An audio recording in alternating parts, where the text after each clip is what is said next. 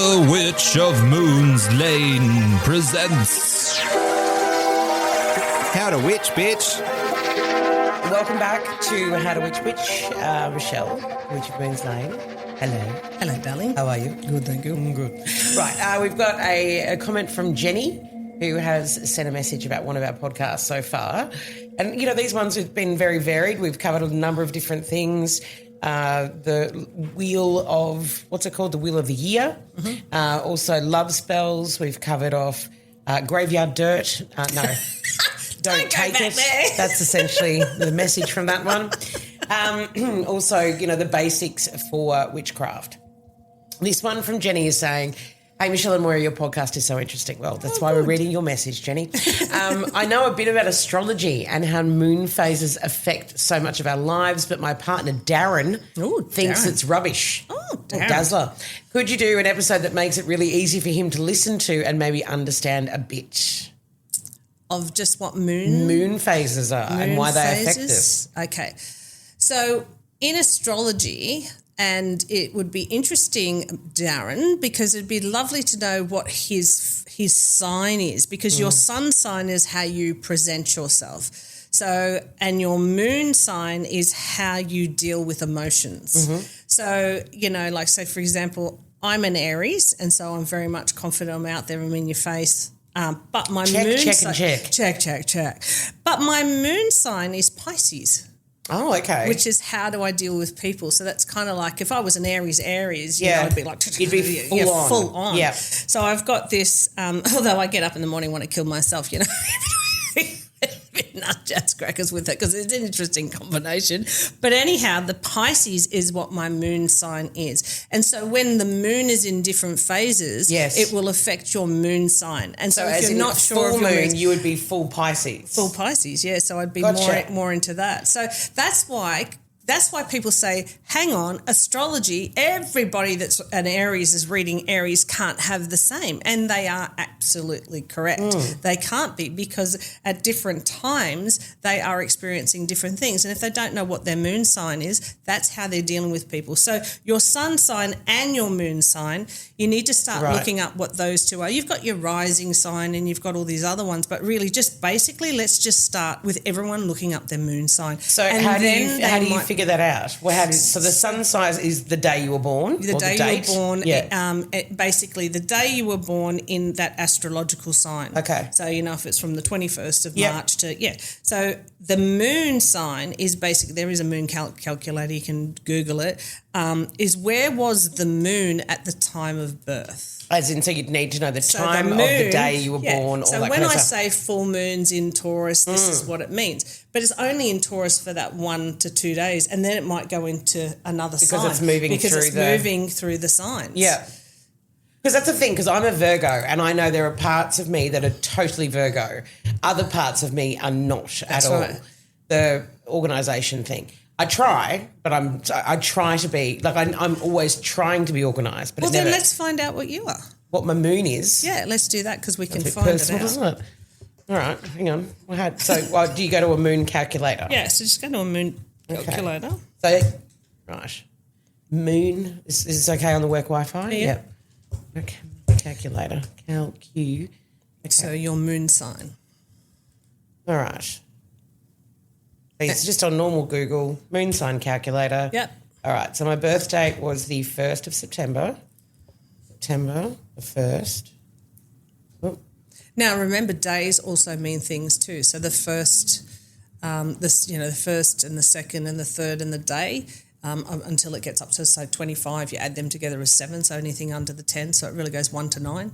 So the Hang on, go back to that again. Okay, so... In numerology, it's also talking about the day. So, for example, like I'm a 5. 5 will talk about fiery, their freedom, their fun, those types of things. 1s are the beginners. They like to begin things. They like to start things. They're pioneers. Okay. So it depends on the day. But if you're, say, 21 on the 21st, you're actually a 3 because your 2 and your 1 you add together as a 3. So you're between a 1 and a 9, unless you're 11, which is a master number, and a 22 is a master number. So now we're going into numerology as well. Oh, my brain stopped there. I know. But the interesting thing is it'll be interesting to see what your moon sign is, because I'm sure you might be quite surprised. And then when you read the emotions of your moon sign, it will make sense of the other part of who you are. So I've put in my calculator. This is just on Google. I have a moon in Leo. And see, the funny thing is I would have always picked you as a Leo. Of course you did. You have to say that. But I've told you that I on know air. you actually have before. I've actually told you on air you're a Leo.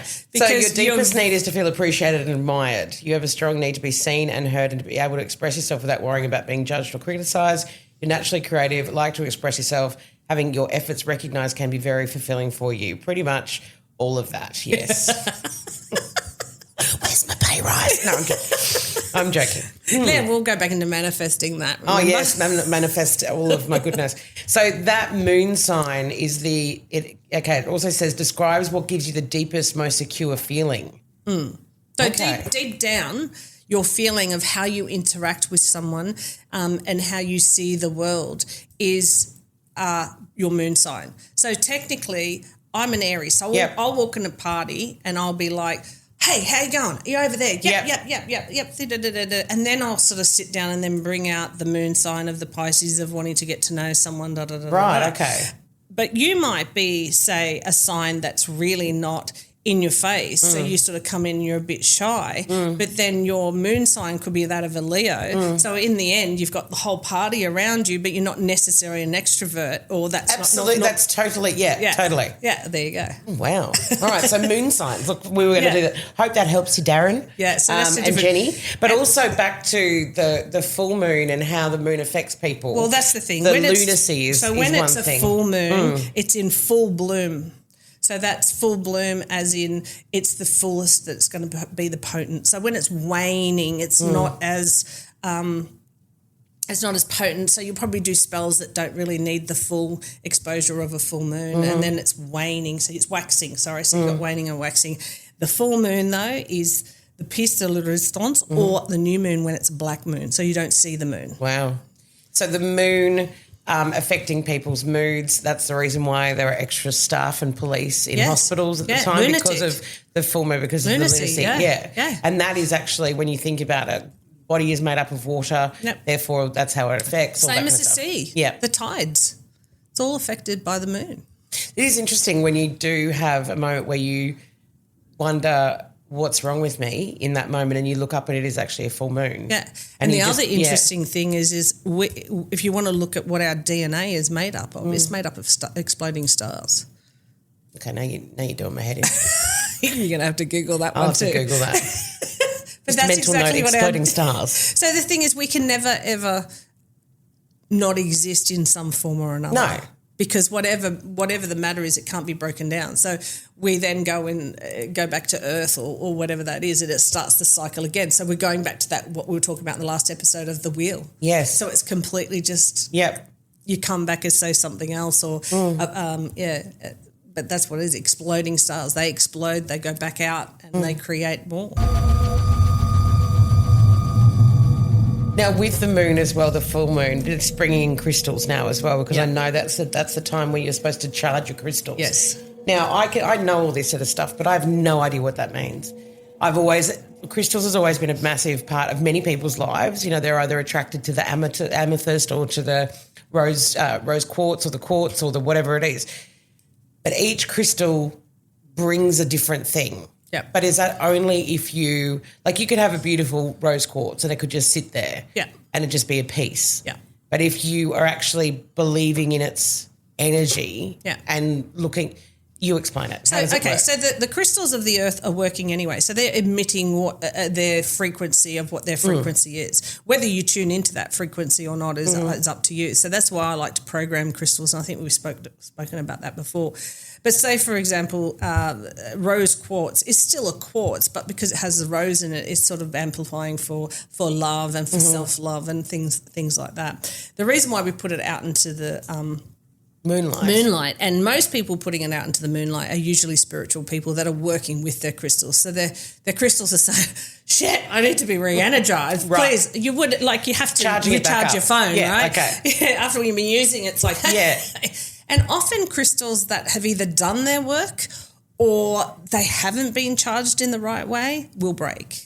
And so we'll have a lot of people where I sell them crystal necklaces. And I do say, look, if it does happen to break, it's not something that I'll replace, because crystals have a time limit of how long they want to work for.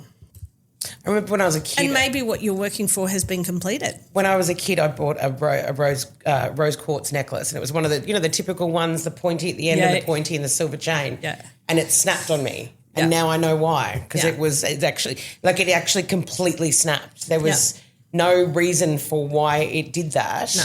And I think that's a interesting thing that you say with the Why did crystals. you buy it for? What was the reason I've you bought it? I've always been attracted to the rose quartz, always. So obviously at that particular time in your life when it broke, yes, were you feeling great about yourself after maybe not feeling so great? Because what it's done is it's done its work. It's done its purpose. So that's put you back into more self-love or realisation, confidence, whatever that is. And so it's done its work, so it's broken. Wow. So people who have crystals in their lives, and like you said, they're usually the spiritual people who know, is there a simple way for people to get into that? So obviously we're talking about only recently have I seen, what's the very white iridescent one? Starts with S. Selenite. Yeah. What is that? So you want to put selenite. Selenite, you can do swords. It's really healing. It's great for healing and protection. Yep. So selenite, I always put at my front door and my back door. So a lot of people do use black obsidian or they use jet, but I actually put selenite there because it's a healing property. So it'll bring healing into the home, and it will take out the trash. So that's the way I think it. Bring in the good, take out the trash. And so I have the selenite on both. But I have a lot of people, there is a great crystal healer that I know that does big selenite swords, and she just puts the swords all over the body for healing. And you can do that yourself. You can get some nice little swords and pop it in. If you're having trouble with your back or anything like that, put it under your pillow or put it next to your back, will help you. It's actually just quite visually a healing stone anyway. Yeah. Like it's quite, I'd never seen it up until recently. Never put it in water, it'll dissolve. There's some crystals that if you, because this is another thing I want to say, lots of people do moon water. Have you heard about moon water? So witches use moon water as well. So what the full moon is, you put out your water. It could be rainwater, or you can put out and you put it in the full moon, and you can use it in your spells as well. It's gone underneath. You can drink it, so it's really good for drinking as well, with a little bit of lemon, so it's good for purification of the body. But some crystals, to recharge, you can put the moon water on during the actual month. But there are some crystals that they come in and say, I put it in water and it's no longer. There are some crystals, before you do that, do look up if this is a disintegrating. Some of them do not do well with water.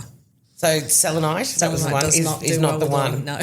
Okay, that sounds good to know.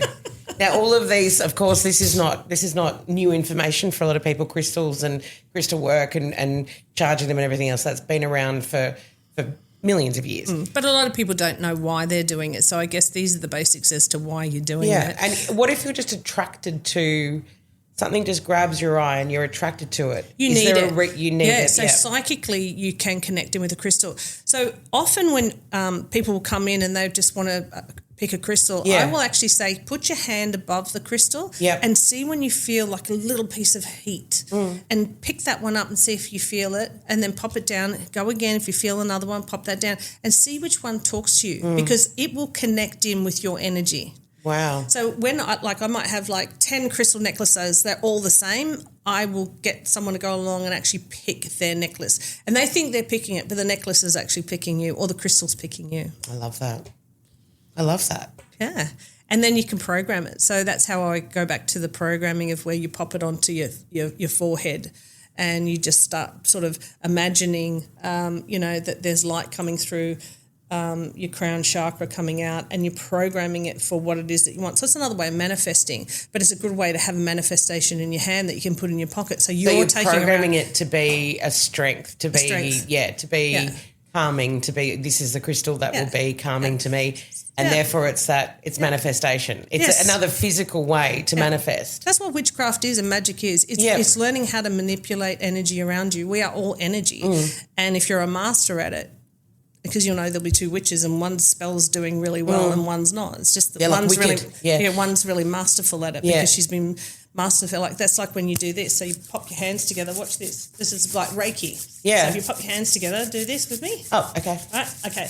Now just pull back a little bit and just feel the energy between both your hands. Oh, yeah. Right. So then you learn to imagine an energy ball in the middle of it, and then that's how you start to work with energy as well. And that's about a Tai Chi as well, isn't it? Energy balls? Is it? It might be Tai Chi as well. But have you ever heard we've gone out and someone... Well, part of being quite evil is throwing energy balls at people when you're out at parties, when you start to get overheated and you get anxious and you get someone sitting there throwing energy balls at you.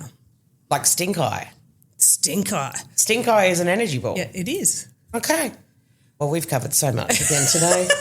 Crystals, balls. We all like stink balls. eye. Well, we hope that helps Jenny explain a bit of the astrology and moon phases to Darren. We are more than happy to take any of your questions. Just leave us a little note. I think Darren needs to look up his moon sign. I'd love to know about Darren's moon. Yeah. All right, join us again for another episode of How to Witch Bitch. There's still so much more to uncover. Thank you, Michelle. Thank you.